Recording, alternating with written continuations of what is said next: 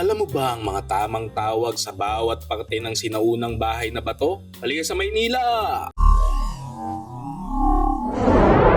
Ang Casa Manila Museum ay matatagpuan sa Plaza San Luis Complex, kalye ng General Luna, Intramuros, Maynila. Ito ay isang museyong nagpapakita ng pamumuhay ng mataas na uring panlipunan noong ika-19 na siglo sa Pilipinas. Tinayo ito mula 1981 hanggang 83 at ang harapan ng gusali ay hango sa isang bahay na dati matatagpuan sa Bonero Street sa Chinatown ng Binondo noong 1850.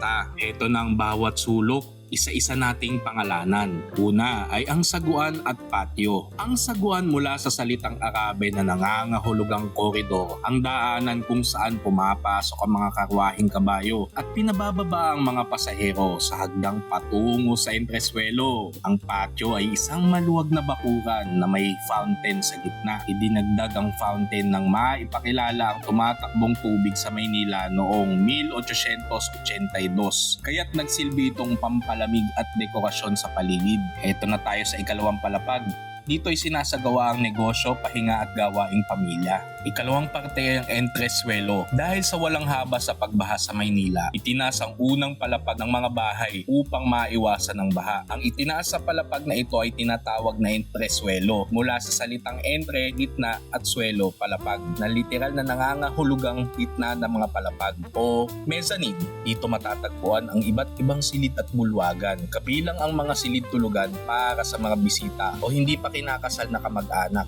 Kapiya, ito ay mahabang bangko para sa mga mangangalakal o bisitang naghihintay. Ikatlo ay ang despacho. Opisina na makikita sa despacho, ito ay opisina ng may-ari ng lupa. May antigong mesa, cabinet at baul mundo, traveling chest o yung tinatawag na travel bag sa panahon natin ngayon. Kahadeyero, mabigat na bakal na kahon para sa mga ginto at pilak na barya. Biblioteka, pribadong silid-aklatan karaniwan ay simbolo ng karunungan at prestihiyo. Ang despacho ang silid opisina kung saan isinasagawa ng padrino o master ng bahay ang araw-araw na transaksyon at pakikipagnegosyo. Kwartos, ang mga kwartos o silid sa antas ng entreswelo ay karaniwang tinitira ng hindi pa ikinakasal na miyembro ng pamilya o mga panauhing bisita. Nandito maaari silang magpahinga o manatili sa gabi kapag kinakailangan. Kama ni Atay, inukit na kama ni Atay, tanyag na chinong pandalubhasa na may disenyo ng kalabasa. Sa pag-akyat natin sa ikatlong palapag kung nasaan ang buhay panlipunan, debosyon at karangyaan. Ang ikalima, kaida o antesala. Anteroom kung saan ibinababa ng mga babae ang palda pagkatapos umakyat ng hagdan. Dahil sa haba nito ay kailangan nila itong itaas habang umaakyat para hindi sila matisod. Ginagamit para sa merienda, pag-idli, parlor games at kaswal na pagtitipon. Sala, malawak na bulwagan para sa salo-salo, tertulyas o pribadong konsyerto kung saan makikita ang piano,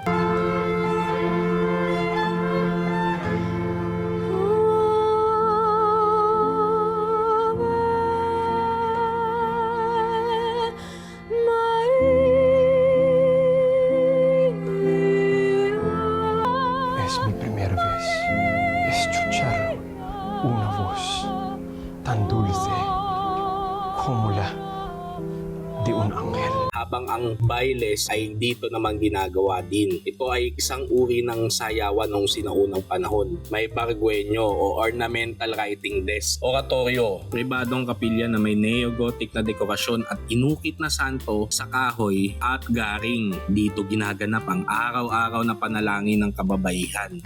Pater Noster, qui es in celis, sanctificetur nomen tuum, adveniat regnum tuum, fiat voluntas tua.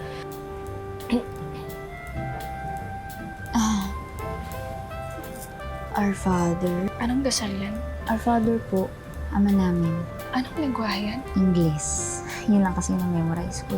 Pader na pininturahan sa neoklasikong estilo ng Pompey. May kasamang kasangkapang kamagong, Sheraton side table at Viennese bentwood pieces. Kwarto principal, silid tulugan ng may-ari at may malaking salamin at aparador de tres lunas. Aparador na may 3 buwan, sumisimbolo sa kayamanan at impluensya ng Europa. Sa pagdiretso pa natin ay makikita ang mga silid kainan at espasyong pangbahay.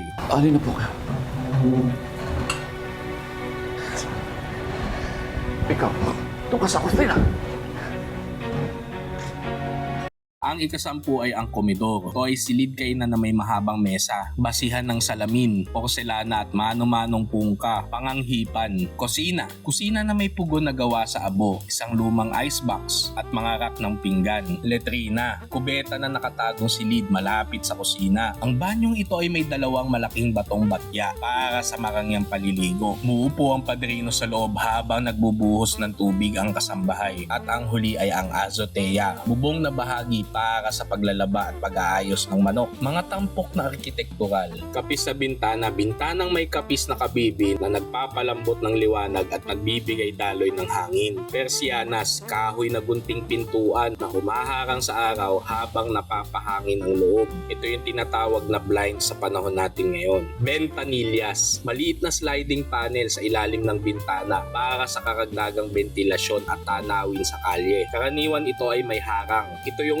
aircon nila dati, pagkat malamig pa naman noong sinaunang panahon. Espeho, transom sa itaas ng bintana para sa karagdagang liwanag. Kalyados, maselang inukit na kahoy sa ibabaw ng pinto at dingding para sa dekorasyon at airflow. Ang Casa Manila ay hindi lamang museo, kundi isang makapangyarihang kapsula, panahon ng aristokrasya ng Pilipino, na pinaghalong sining ng Chino, Europa at lokal na kultura ng isang kakaibang karanasan.